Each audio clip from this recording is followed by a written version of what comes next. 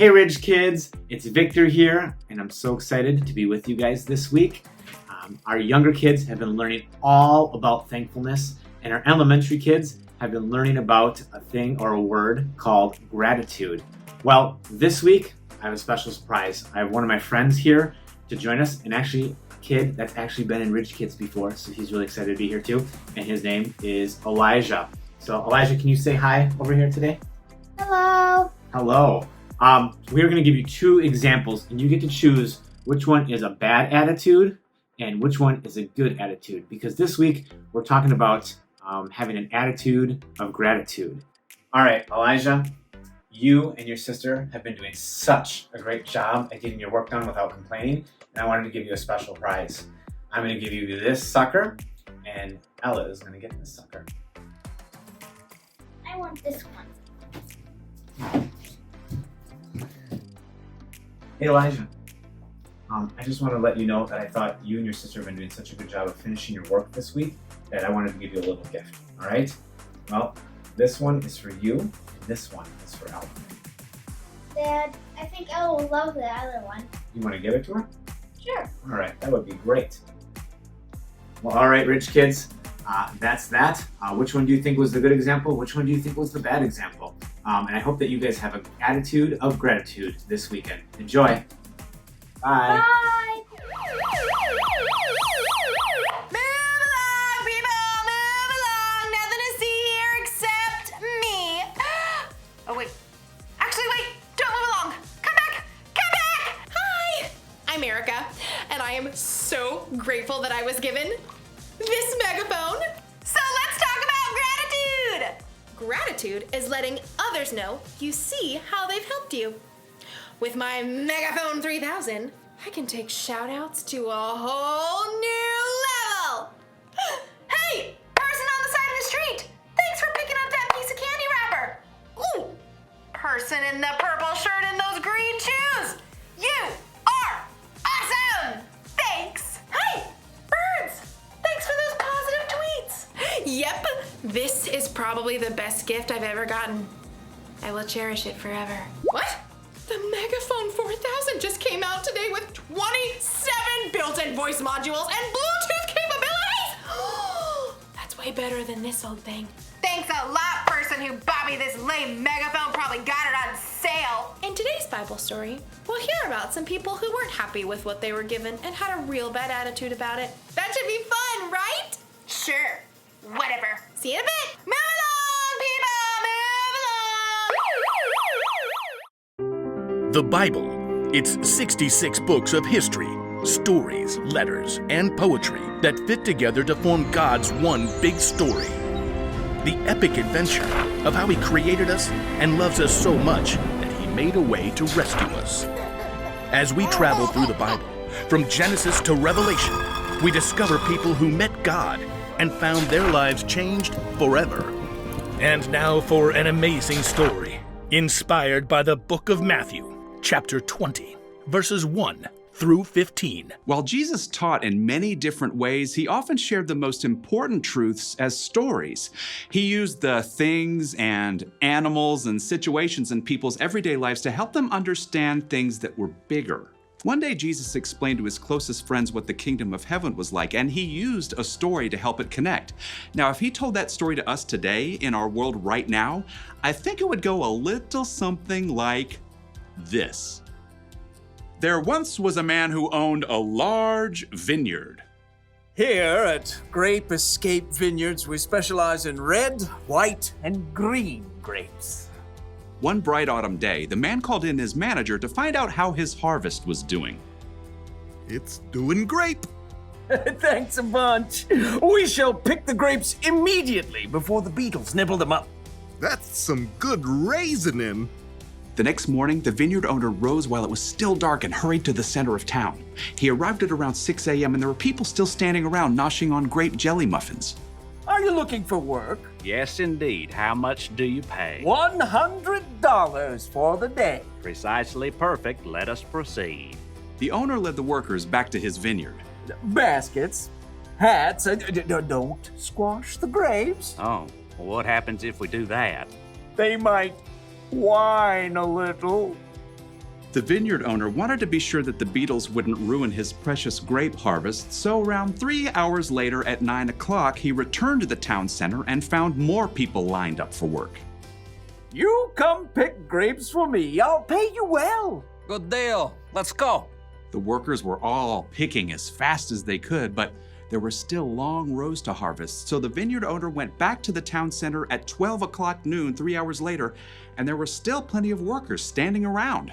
Come, help out in my vineyard. And after the new set of workers had worked for 3 hours, the vineyard owner returned to the town square again at 3 o'clock. Need some more grape pickers, you in? The blazing sun beat down as the vineyard owner added the new workers to his crew. One of them had hired at dawn wiped sweat off his face as he sipped his water.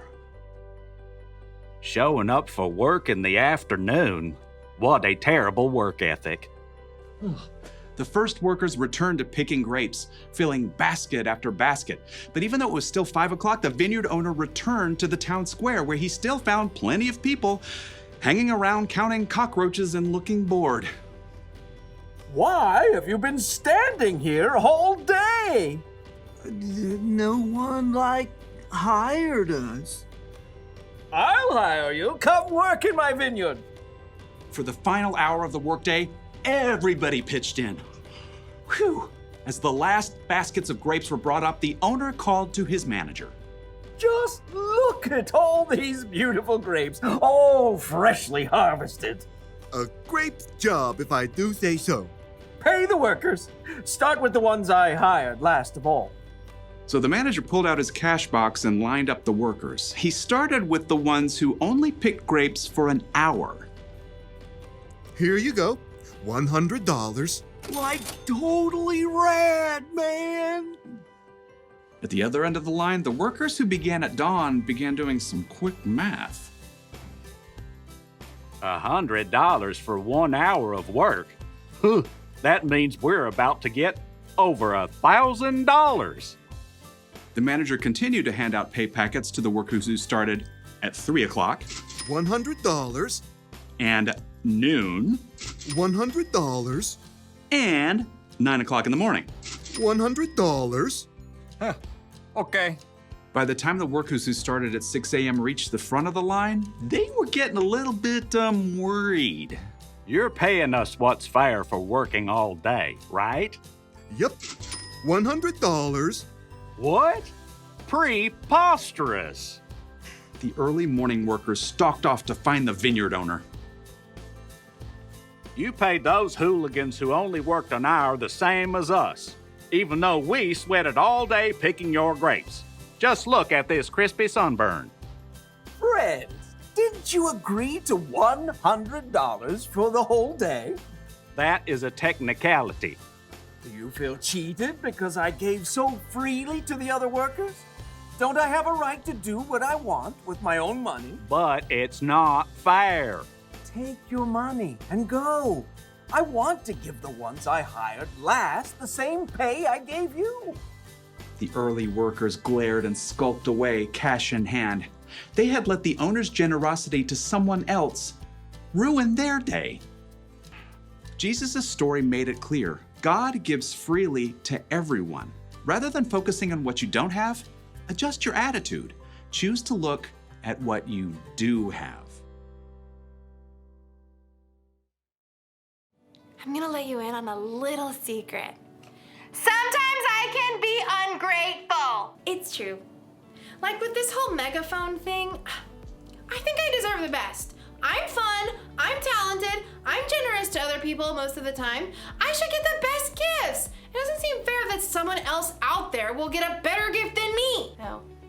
You see, I forget to be grateful. But here's another little secret. Sometimes you can be ungrateful too. Sometimes we forget to focus on what we've been given because we're too focused on what other people have. We're too focused on what we think is fair. Don't believe me? Ask yourself these questions. Am I jealous when someone has more or better stuff than me? Or do I think I deserve better than other people because I am better than other people? Or do I count my presents at Christmas to make sure I have more than anyone else? If you would say Yes. To any of those questions, you might need a little gratitude adjustment. All you have to do when you're feeling ungrateful is to take a second and look around at all the things you have to be grateful for. So maybe I don't have 27 voice modules and Bluetooth capabilities, but I do have 2 voice modules. It's important to be grateful. It's easy if you try. I've got the cool siren. Woo! Sorry, things aren't always fair, but sometimes that's a good thing. Because guess what? Jesus died for our sins. That wasn't fair. And we didn't do anything to deserve that kind of sacrifice. But Jesus did it anyway to show how much he loved all people. So here's the one thing to remember today. Adjust your attitude. Be grateful for what you've got. Don't worry about the stuff you haven't got. That's a lesson for me too. Oh, sorry, sorry. Sorry, okay. See you next time.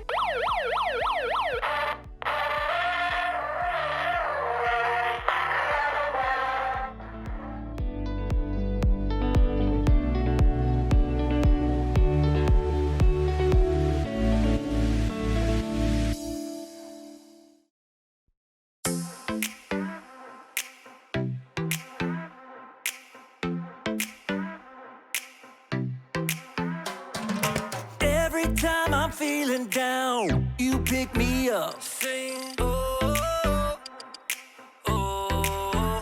And when my heart is feeling emptied out, you fill my cup. Sing it out now. Oh, oh. I just wanna say thank you for the way you love me. I wanna say thank you for the way you love me. I just wanna say thank you for the way you love me. I wanna say thank you, just wanna say thank you. Yeah! T-H-A-N-K-Y-O-U, thank you. Thank you. T-H-A-N-K-Y-O-U, thank you. Here we go, verse 2. I'm grateful for the way you've been a friend to me. Sing, oh.